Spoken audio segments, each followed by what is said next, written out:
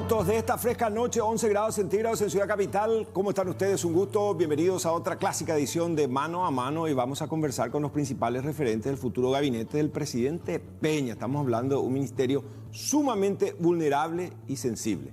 Luis Fernando Ramírez, un gusto. Bienvenido. Hola Roberto, ¿cómo estás? Un gusto estar aquí contigo. Federico Mora, ¿cómo estás? Roberto, ¿qué tal? Un saludo para la audiencia y por supuesto para vos. Ese rostro adulto es por la preocupación que ya genera las altas funciones, ¿o no? El nuevo desafío que se viene. Sí. Luis, ¿te preparaste para este momento? Sos un referente, de hecho veníamos conversando a lo largo de los últimos años, te volviste prácticamente un ícono para la reflexión, para la opinión, para el análisis. Muchos dicen una cosa la ya, es otra cosa la ya, ya, po. Cierto. Y yo no sé si uno siempre está preparado para esto, porque es mucha complejidad, pero digamos que es como el partido de fútbol, ¿verdad? Uno se entrena y se prepara, después hay que entrar a la cancha y ver con el estadio lleno lo que significa jugar, pero yo creo que estamos entrenados, preparados, vivimos la educación yo viví desde muy pequeño, conozco el sistema, conozco la escuela. Me formé como maestro, me formé donde se forman los maestros de escuela pública, yo fui al Saturio Río, es decir, creo que tengo un recorrido de acompañar también a otros ministros de educación para entender un poco el sistema, pero después siempre en la cancha se ven los jugadores, ¿verdad? ¿Cuántos años de vida tenés? 55 años. ¿Y cuál es tu título, tu preparación académica? Yo soy psicólogo, orientador educacional, coach de aprendizaje y también especializado ahora en neurociencia aplicada al talento deportivo. La neurociencia, enseguida me lleva, me trae el rostro del profesor Oscar Juan Rodríguez Kennedy, que es el sumum, según él, lo que va a cambiar el rumbo de la historia, según él. Así, y cuando dijiste nací en una escuela, ¿literal es así? Literal es así. Mamá tenía un jardín de infantes, uno de los primeros de la ciudad de Asunción. Y bueno, yo nací, mi patio donde yo jugaba era el jardín, ahí jugaba con los otros chicos. Los pibes. El mismo, yo salía y jugaba con los chicos. Ya era compañero casi de todas las promociones. De todas las promociones. Hice más jardín que todos. ¿Montero Tirado influyó mucho en vos? Sí, claro.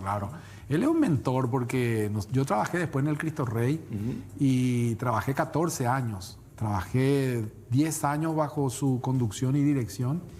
Y él fue una persona que inspiró a muchos a entender y a desarrollar los elementos centrales de lo que hace la educación de la persona.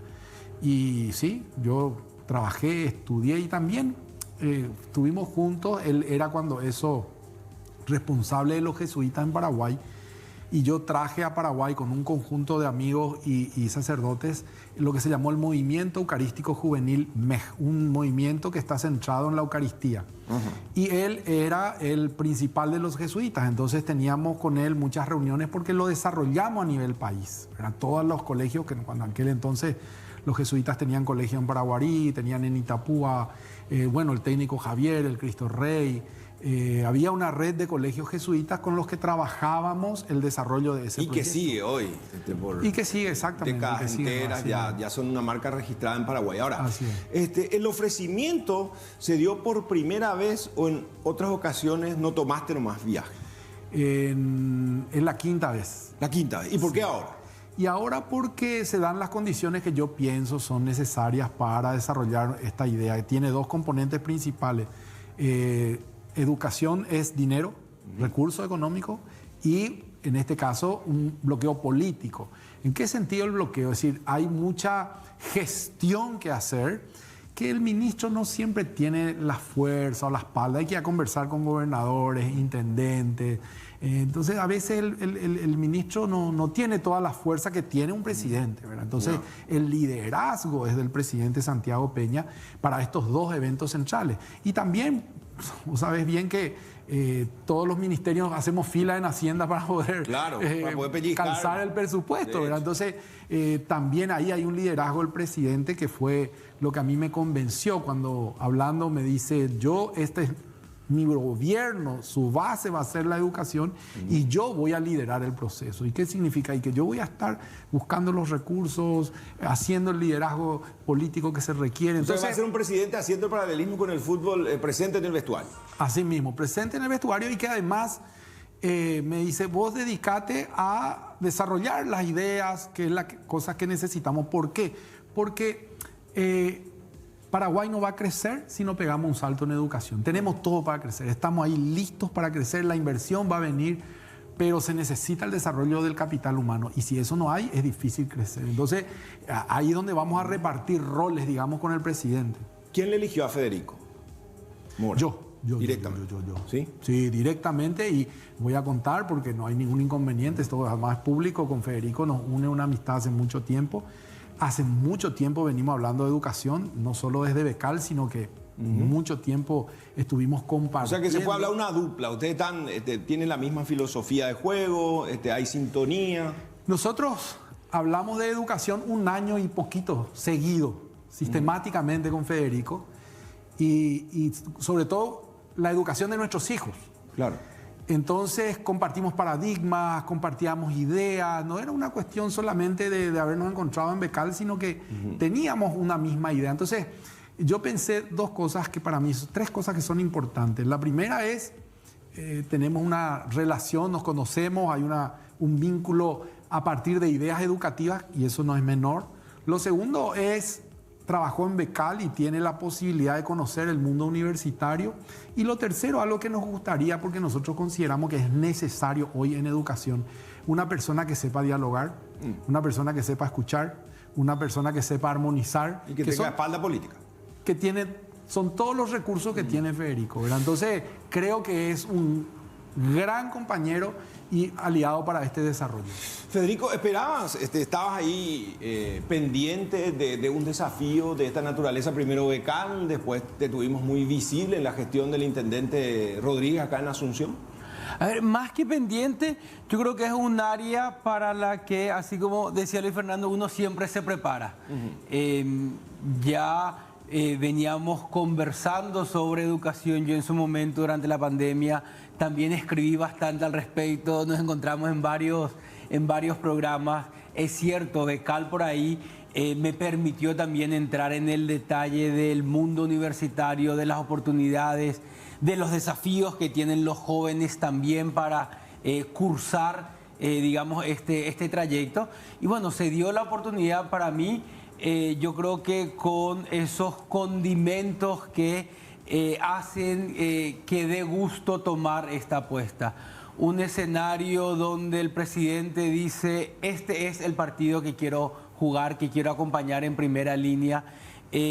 Una persona como Luis Fernando que debe ser posiblemente la persona que más conoce del sistema educativo, de los desafíos, las características.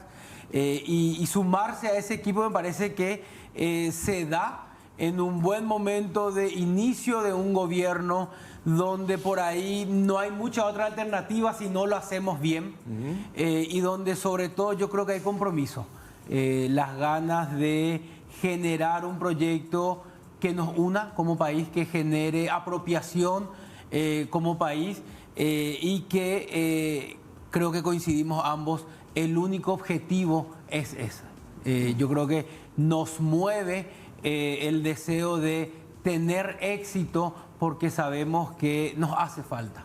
¿Siempre se fracasó en el intento, Luis, si uno hace la retrospectiva?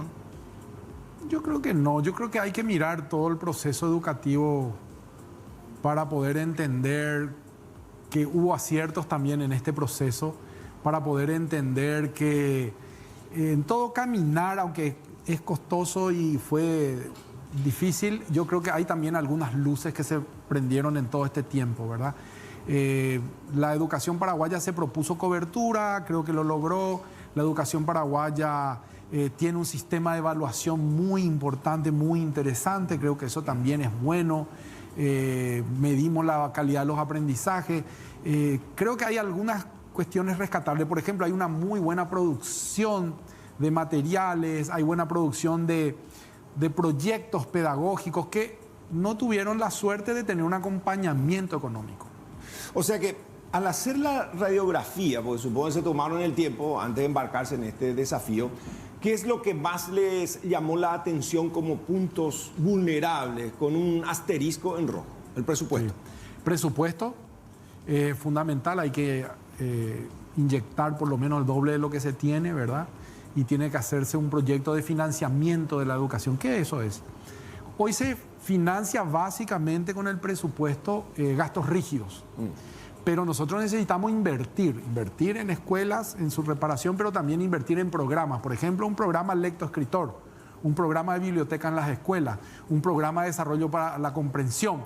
Entonces, esos programas cuestan dinero y hay que sostener. Y hay que sostener en el tiempo, por lo menos 5 años, ¿verdad? Hay que tener un equipo, formarlo, prepararlo, desarrollar. Todo eso cuesta dinero. ¿Y todo eso van a tener a disposición al arranque de la gestión?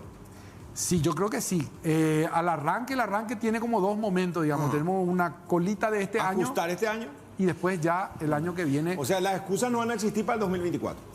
Y yo creo que no deberían existir las excusas en ningún momento. Sí, quizás las explicaciones de por qué no lo hacemos con la velocidad que corresponde, porque muchas de las problemáticas que hoy supuestamente están en el ministerio no están en el ministerio. Voy a poner un ejemplo. Nosotros ahora tenemos que comenzar todo lo que es levantar las licitaciones para los kits escolares. Sí.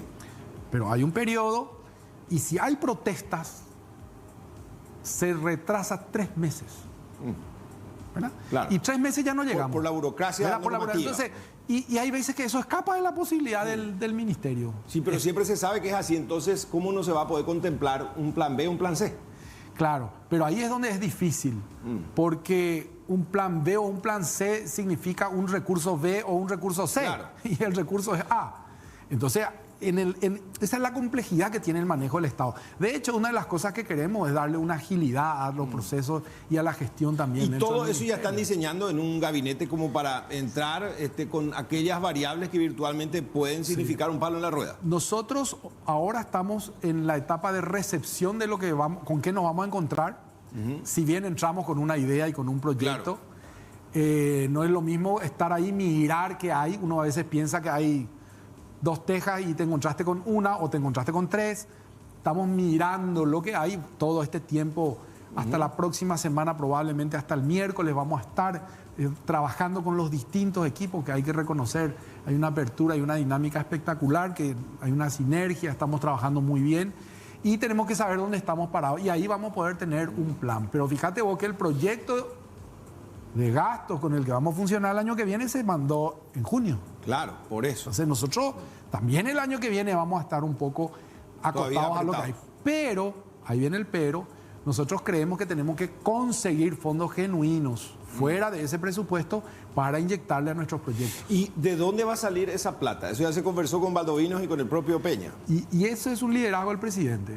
O sea, él dijo, hagan lo que confío. ustedes saben hacer y la plata va a estar. Sí. ¿Y si no está? Y bueno, ahí vamos a ver qué pasa. Mira, vamos a ver porque cómo al final- hacemos.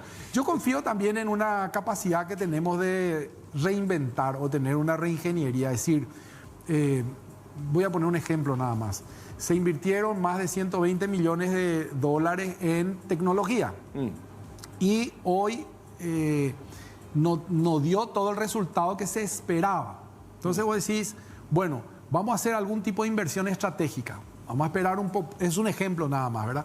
Vamos a esperar un poco la tecnología y vamos a invertir en, por ejemplo, nutrición infantil. ¿Por qué? Porque si yo resuelvo el problema de la nutrición, estoy resolviendo todo el problema de entrada a la escuela. Sí. Y esa es una acción que a lo mejor, reutilizando el mismo recurso que está, pero dirigiendo de una manera distinta, uno puede tener resultados distintos. Esa reingeniería también yo creo que nosotros podemos hacer. O sea que, y en todo eso es Luis Fernando y quiénes. Está Federico, está María Gloria, la viceministra. ¿Cuánta gente está pergeñando, dibujando la hoja de ruta que de por sí se presenta muy complicada? Porque hay que ser sincero, y Federico sabe que en términos políticos muchos dicen, Luis Fernando va a ser un fusible, este no va a aguantar. Viene la actividad privada. Es muy diferente manejar un colegio, 2, 3 colegios, que manejar toda la educación. La presión sindical.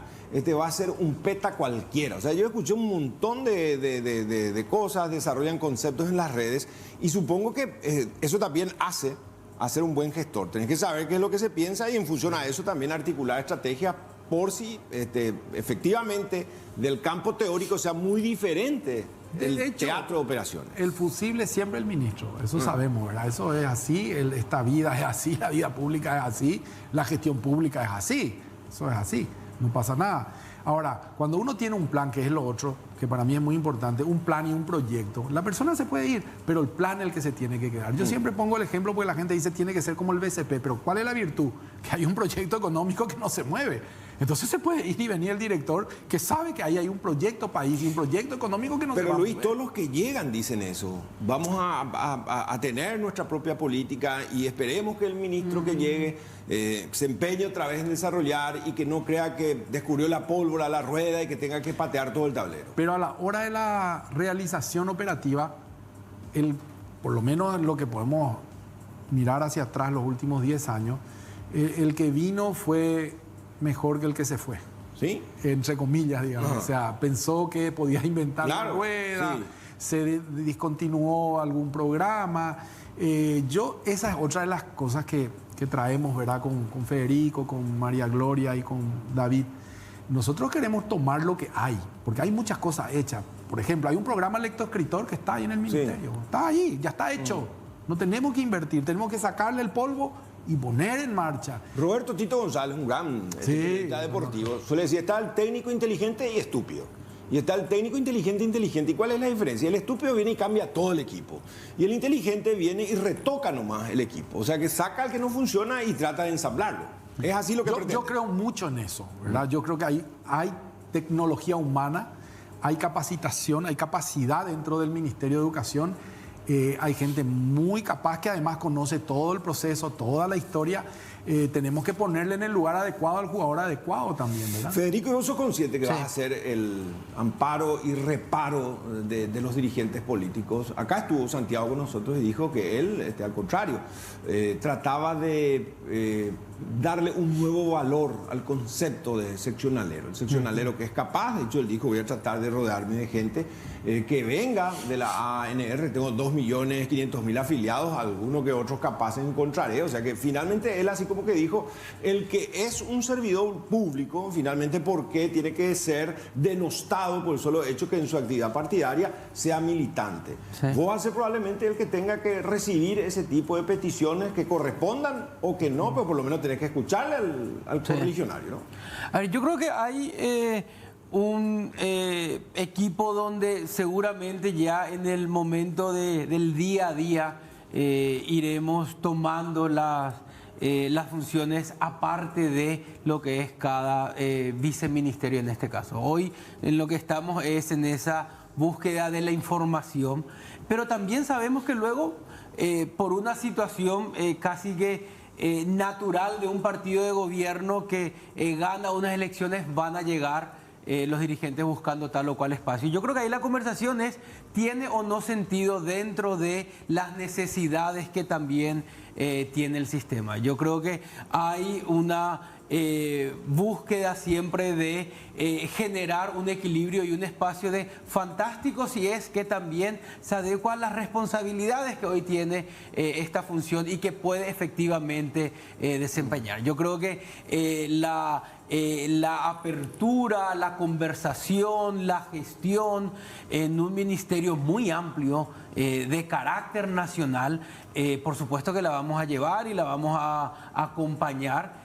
Pero siempre sabiendo que hay un objetivo mayor que es la tarea de la revisión de un sistema que hoy tiene ese objetivo, ese propósito, ese esfuerzo político de decir, señores, aquí están las condiciones, hagan por favor lo que hay que hacer. Entonces yo creo que dentro de ese marco, claro que sí, Roberto, vamos a acompañar, lo venimos hablando con Luis Fernando, se van generando también las conversaciones con los diferentes estamentos políticos de presentación, de apertura, de buscar ir generando esa sinergia, sabiendo que estamos hablando de una cartera muy grande, carácter nacional, y que de por sí va a requerir nomás luego la conversación con los actores políticos. Bueno, ¿sos colorado, Luis, o no? Colorado. Soy hijo de vicepresidente de seccional. Desde muy joven participé con papá de las actividades de la seccional, ¿verdad? Así que conozco y yo siempre digo que estas cosas es como el club, ¿verdad? Uno aprende a vivir y a amar eso desde chico. Claro. Y eso es, no, después no es ponerse... Y tenemos que coexistir con olimpistas, por ejemplo, ¿verdad, Federico? Y es parte de lo que hay que aguantar. No, va con onda. Sí, hacemos la primera pausa. Estamos conversando con el futuro ministro de Educación, uno de los viceministros también de la misma cartera del próximo presidente Peña. En Universitaria, nos renovamos recepcionando, es que cuando habla el futuro ministro de Educación, alcanza desde las escuelas más encumbradas hasta aquella que con empalizada y con fuerza de las comisiones cooperativas, regionales o comunitarias se construían. Y te escuché tratar de desmitificar, Luis, lo que significaba la supervisión, o sea, ese concepto de ver por arriba la educación y que todo eso subyace todavía como una idea autoritaria. O sea, es tanto lo que hay que ir retocando, calafateando con nuestro sistema educativo. Mira, y ahí con esto, porque se tomó para mal, sobre todo en el ámbito de los supervisores, esto no va como un comentario en detrimento y de descalificar el trabajo de los supervisores, simplemente que es una instancia que se creó en una época y que tenía un objetivo que fue revisado y fue cambiado. Es más, la última acción del ministro Brunetti fue de reorientar también la cantidad de escuelas para que sea un proceso mucho más equilibrado. Y la función hoy de un supervisor es la función pedagógica, es decir, ayudar a la escuela, es compartir con la escuela. Ser un facilitador. Ser un facilitador. Es decir, y le queremos sumar más, porque queremos sumar ahí, por ejemplo, orientadores y psicólogos, porque como no nos va a alcanzar para todas las escuelas, tenemos que tener en esa supervisión concentrada. Las cabeceras. Sí, para que desde ahí puedan salir a trabajar a las distintas escuelas en el esquema de supervisión. O sea, pero sí era simplemente un comentario del origen y de las palabras con las que se definía un trabajo que paradigmáticamente cambió en el sentido de que hoy es ayudar, facilitar, comunicar, relacionarse, vincularse, o sea, gestionar. Y que en la práctica lo hacen muy bien.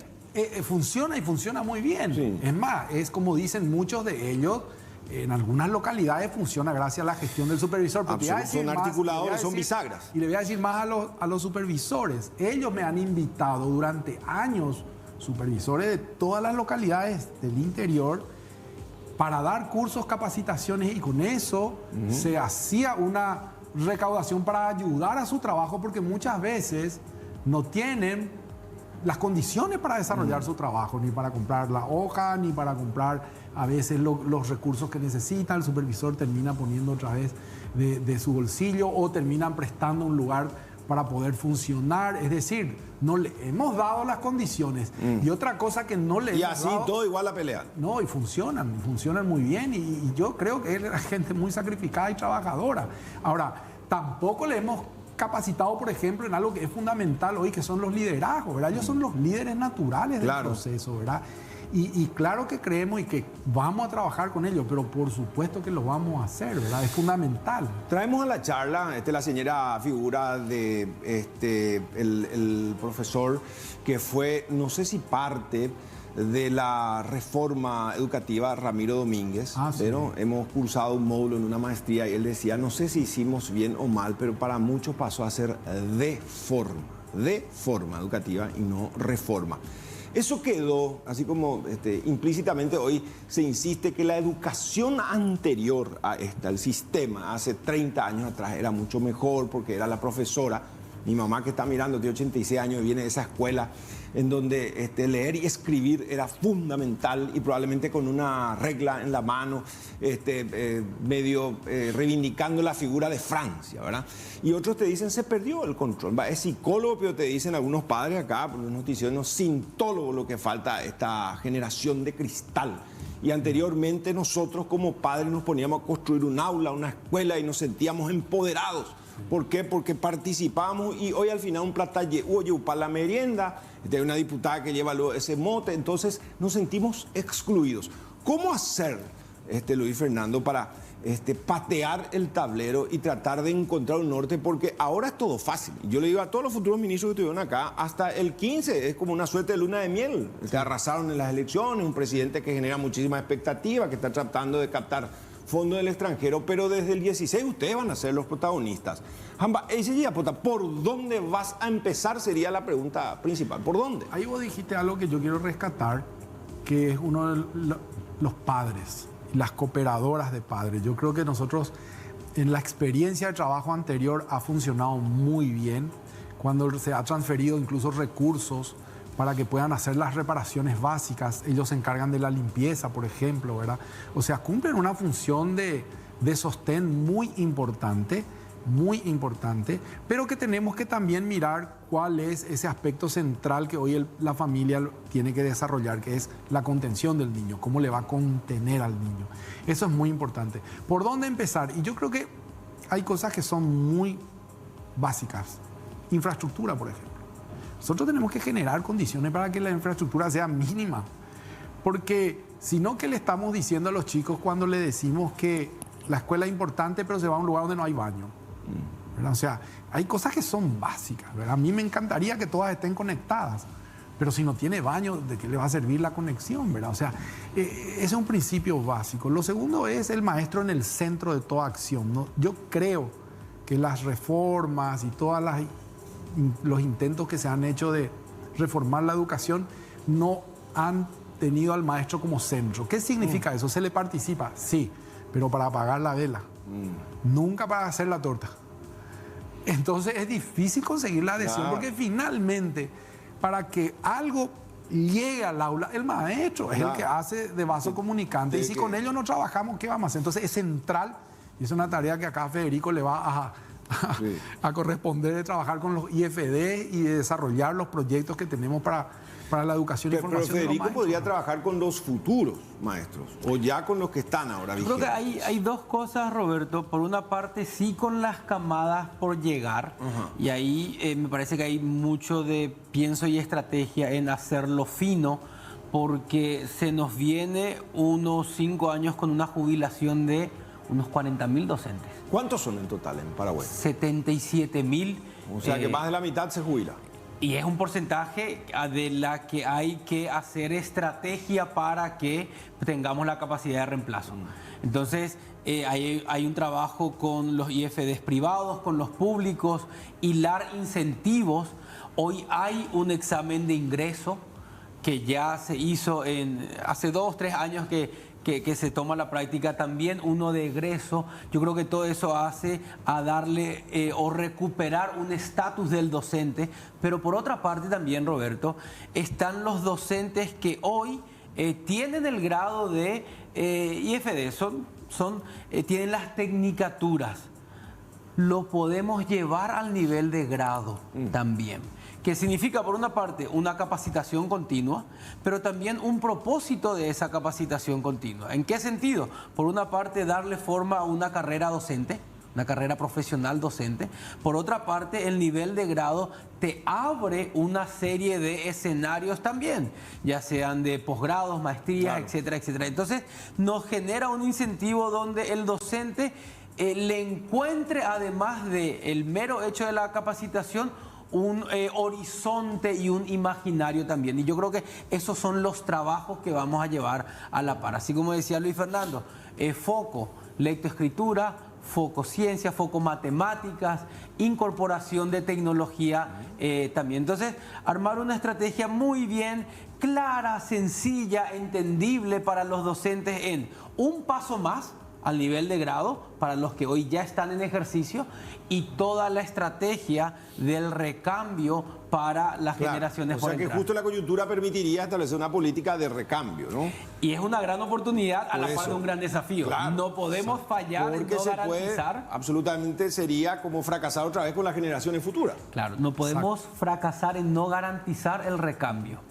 Pero la oportunidad del recambio nos permite establecer los criterios y darle una forma a esa nueva camada que va a llegar. ¿Por qué las escuelas no tienen más bibliotecas, Luis Fernando? O si tienen, pues nosotros recorrimos con una campaña del Grupo Alba Visión, del SNT, S9N, y la cantidad de televidentes que acercaron obras, cuadernos, lápices, y hicimos también como un poco de acción social, pero cubrir la ausencia del Estado. Y lo hicimos con mucho orgullo.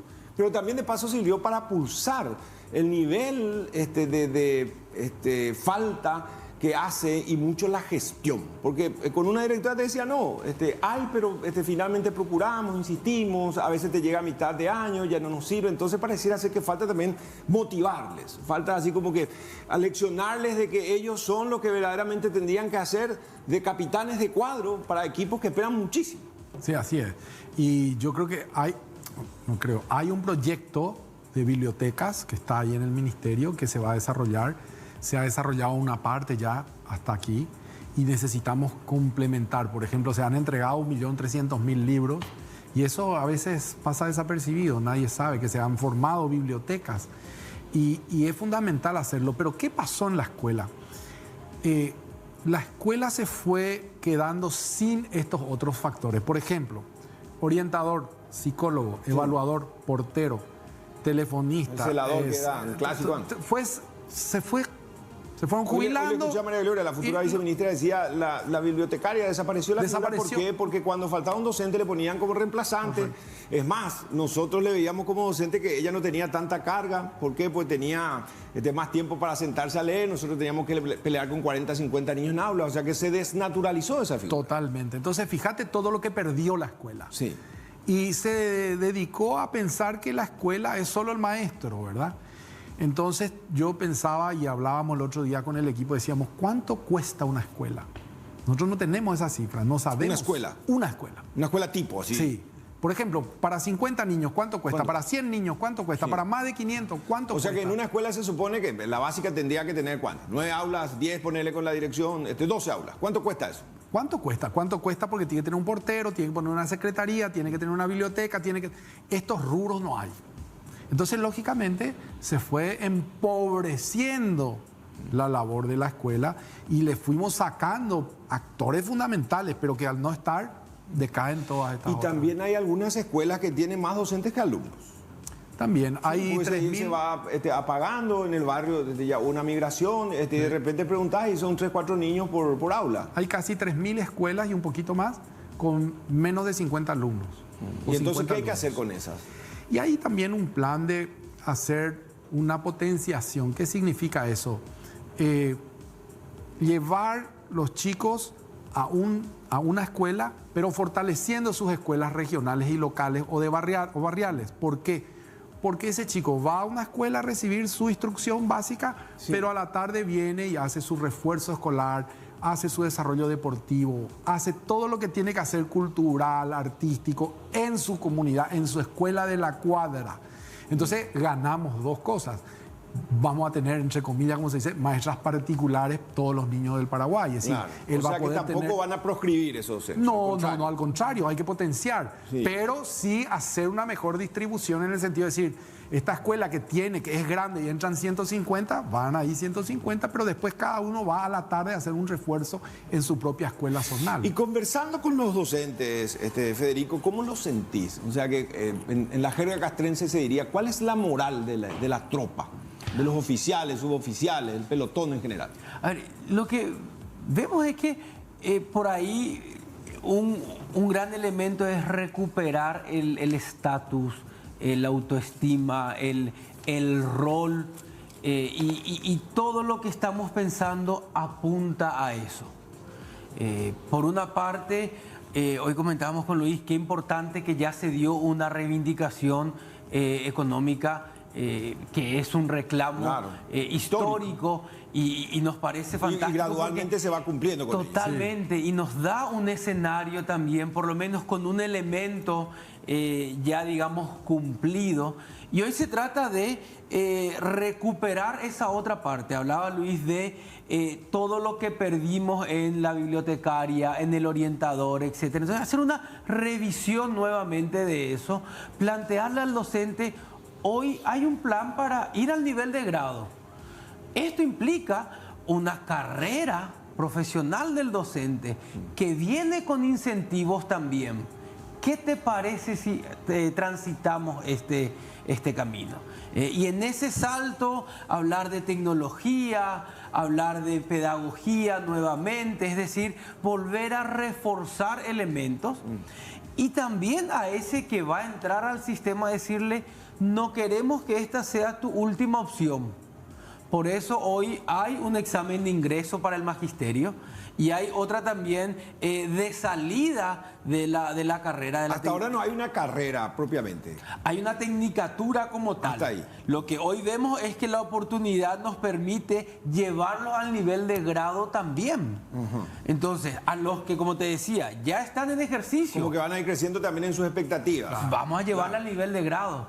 Vamos a generar ese imaginario, esa expectativa. Y vos que estuviste en Becal, Sí. ¿se dieron casos concretos de docentes así de primaria que fueron al extranjero? Te cuento un caso, y justamente hoy hablábamos con el equipo en el grupo que tenemos. Más de 500 tenemos entre entrenamientos docentes, más de 250 con nivel de maestría y por lo menos unos 20 a nivel de O doctorado. sea, estamos hablando de maestras, de maestros. Vamos a juntarlos y a eso iba a preguntar en reorganizar. guaraní, muy mía, ¿dónde están? ¿Por Por qué no eso, son convocados? Este es el momento de juntarlo y decirles, ¿Y lo vas a señores, hacer? ¿quiénes están? Sí. ¿Quiénes están para las didácticas de las matemáticas, de la ciencia, de la comunicación? ¿Quiénes son de los programas de maestría en educación social? ¿Quiénes son los que tienen Pero contrarreloj, el hay que PhD? cuadricular, contrarreloj todo. ¿Quiénes tienen las líneas de investigación para que también el sistema pueda aprender de lo que hoy tiene? Claro, la Entonces, retroalimentación esa con la experiencia ajena. yo sí veo que aquí hay una gran oportunidad de sacar fruto de esa inversión que fuimos realizando, que tal vez nadie los tomó para... Y están ahí durmiendo, bueno, archivados. hoy nosotros sí queremos hacer eso. Y es Hacemos una trabajo pausa y a la directo. vuelta, por favor, vamos a hablar de la violencia, ¿sí? Sí, cómo no. Que probablemente, a juzgar por muchos en el análisis, es apenas el reflejo de una sociedad que de por sí tiene nomás su extensión en los chicos y en los adolescentes. Para vos que buscás estar seguro es tener la libertad de ser vos mismo en cualquier momento y lugar. Exactamente, 20 años trabajamos para darte el respaldo que necesitas en el momento en que lo necesitas. Confía en Panal. Panal Seguros, sencillamente sentí la confianza.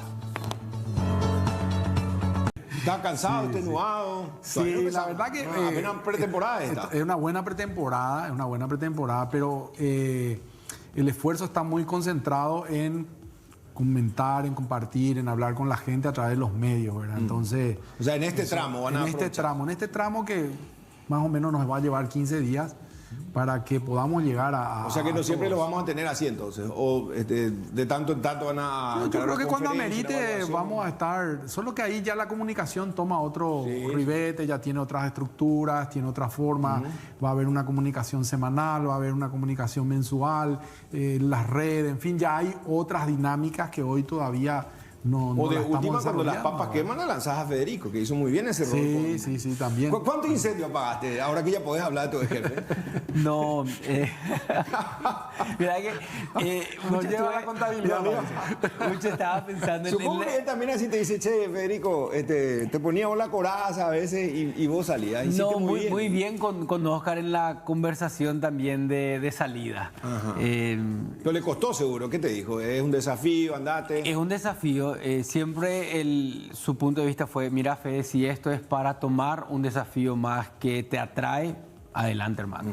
Entonces lo hablamos. Ahora estoy en esa transición también interna de Claro. pasar toda la información. Y sin muchos incendios tuvimos. Sí, no es fácil tampoco ese cargo, ¿no? Y Asunción Intendente de tiene Asunción. esa situación de varios frentes a la par, desde un pequeño incendio en el mercado, algo en Cateura, que PMT, aseo urbano. Recuerdo Mario Ferreiro nos contó hace poco, nuestro compañero decía, yo cuando asumo la intendencia me estaba yendo a San Bernardino, un sábado cualquiera, de repente me llama y me dice que una de las columnas de la costanera corría, o sea que bajaba corriente eléctrica, o sea cualquiera tocaba y se moría. Ahí recién llegué a justipreciar la responsabilidad. O sea, si le pasaba algo a alguien, y podía ser trágico, la culpa iba a ser directamente del intendente. O sea, que lo que pasó probablemente también en el ICUA con toda esa magnitud. Bueno, violencia en los colegios. Tanto se barajó como alternativa lo de la mochila transparente, finalmente otras experiencias. Sin embargo, de manera autóctona, algo que sea más auténticamente nuestro. ¿Qué se baraja como posibilidad? Lo del psicólogo, la asistencia, escucharle más a los jóvenes. Y generar condiciones para estar bien, para el bienestar. ¿Qué eso es? Condiciones para que podamos hacer deporte. Solamente el deporte genera en el cuerpo humano la liberación de serotonina, que es una sustancia de bienestar. O sea, solo con la activación deportiva nosotros ya estamos contribuyendo al bienestar del joven y del niño. Más expresión artística, teatro, o sea, dotarle a la escuela de esas posibilidades creo que contribuye muchísimo a reducir. De hecho, hay países que han contribuido a dos cosas principales: la reducción de la violencia y la reducción de el consumo de estupefacientes. ¿Y cómo lo hicieron? Con proyectos como este. Programas sociales en las plazas de deporte, arte, música, en fin. Y los jóvenes bajan y las cifras son realmente importantes, cómo se disminuye la violencia y el consumo. Yo creo que eso es lo que tendríamos que instalar otra vez en las escuelas. Tenemos un proyecto, se llama Escuela Abierta, no es nuestro invento, ya se hizo. Y es abrir la escuela a estas experiencias. Yo creo que esa es una contribución. Pero amén de eso, también estamos hablando ya con el ministro Riera para establecer un programa de capacitación y formación de agentes que contribuyan, no solamente policía, maestros, fiscalía, CODENIS, Secretaría de la Niñez, en fin, todas las fuerzas que actúan en una comunidad en torno al trabajo educativo, poder estar todos en una capacitación e información de estas dos cosas: cómo hacer una prevención en el ámbito de la violencia y también una prevención en el ámbito del consumo. Bueno, sin duda que es tan preocupante, pues, después del trágico episodio de Villarrica fue, ¿no? Independencia, Colonia. Colonia, y después otros tantos, la manera en que se comunican hoy, las redes sociales, da la impresión que nos hacen soplo nuestros hijos, ¿no? Cuando uno baja una aplicación para controlarlos, ellos ya te reinventaron otra. O sea que, ¿cómo hacer que el papá, que viene una generación intermedia entre Gutenberg y Jobs, tengamos que tratar también de avanzar paralelamente con ellos en el desarrollo de la tecnología, que puede ser favorable o muy conspiraticia, ¿no?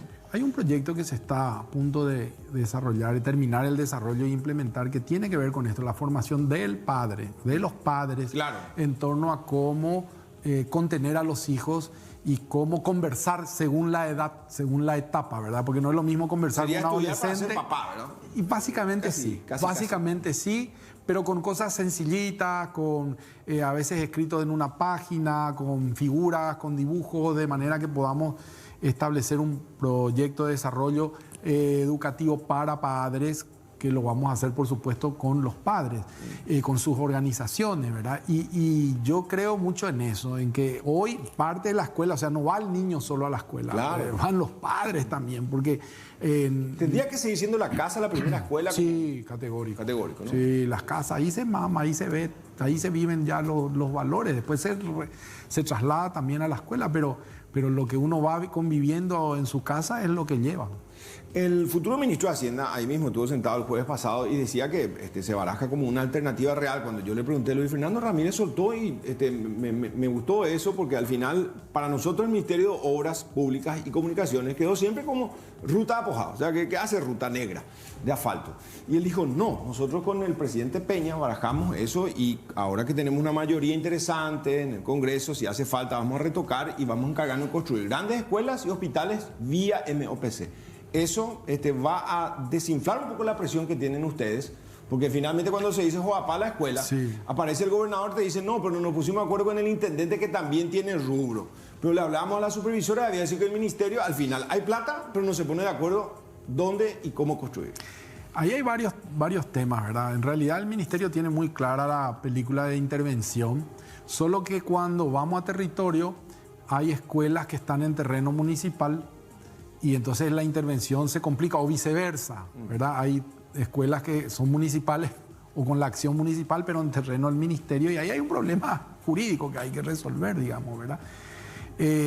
Eso también es una cuestión que hay que bajar a territorio y que hay que ver cómo resolver. Pero la infraestructura yo creo que tiene que tener estos tres niveles, porque no solamente no tenemos recursos dentro del ministerio, sino que tampoco tenemos gente para hacer unas grandes construcciones. Lo que sí vamos a hacer es la fiscalización.